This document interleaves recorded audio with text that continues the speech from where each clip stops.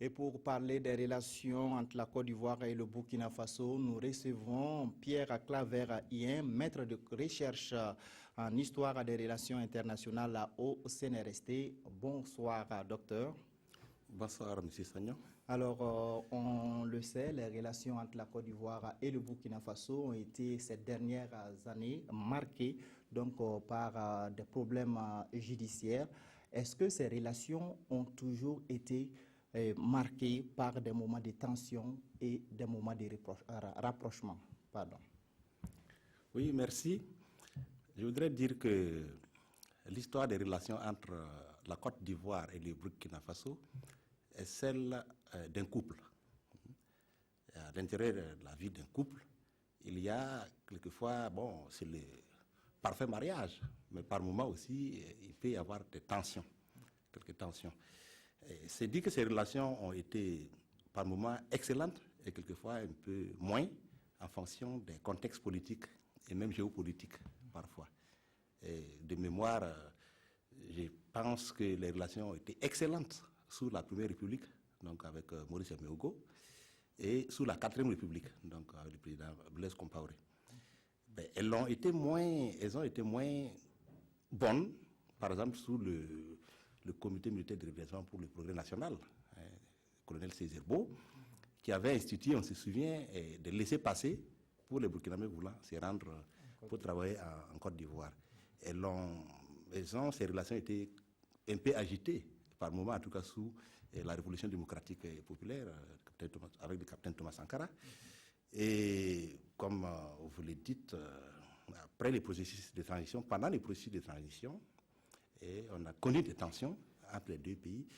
Et pour vous dire que oui, ces relations ont évolué en temps d'ici, mais de mémoire d'historien, il n'y a jamais eu de rupture. Il n'y a jamais eu de divorce dans ce couple que j'évoquais tantôt. Justement, est-ce que les deux pays, vous avez tantôt parlé de mariage, mariage parfait, est-ce que les deux pays peuvent se permettre d'aller au divorce? Je veux dire tout net qu'un homme bien pensant qui dit burkinabé embrasse forcément les Ivoiriens au regard de la trajectoire historique parcourue par ces deux peuples. Parce que, justement, on oublie souvent, de part et d'autre, que le Burkina Faso d'aujourd'hui et la Côte d'Ivoire ont été à l'origine des créations coloniales qui ont dessiné la frontière artificielle de la Liraba et pour séparer en réalité deux peuples, enfin des peuples qui étaient entremêlés, qui appartenaient à des mêmes royaumes ou à des mêmes groupes ethniques.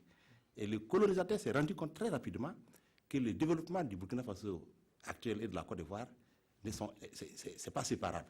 C'est la raison pour laquelle, lorsque en 1932, la Haute-Volta a été supprimée, la majeure partie du territoire et l'immense majorité des populations ont été rattachées à la Côte d'Ivoire. Et ça veut dire que durant 15 années, une génération, il n'y a pas de différence entre Ivoiriens et Burkinabés.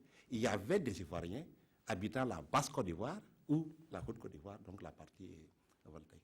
Et c'est pour cela, après la reconstitution et surtout après l'accession des pays à souveraineté nationale, les 5 et 7, Burkina Faso et la Côte d'Ivoire, août 1960, et les pères fondateurs des nations, comme on les appelle, ont senti la nécessité de créer donc, le Conseil de l'entente pour permettre à ces pays de cultiver une sorte de coprospérité, donc tout à fait indispensable. Alors aujourd'hui, on parle de TAC. Vous avez suivi les reportages sur cette collaboration, cette coopération entre les deux pays. Est-ce que, en tant qu'historien, vous croyez donc à la réalisation des différents projets de cet TAC? On parle de l'autoroute Abidjan-Ouaga, on parle de la réhabilitation du chemin de fer, on parle d'un projet de pipeline. Est-ce que ces projets verront le jour un jour, selon vous?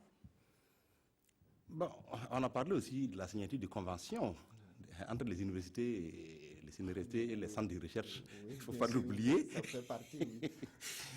Bon, quand vous dites en tant qu'historien, bon, là, je ne suis pas un féticheur.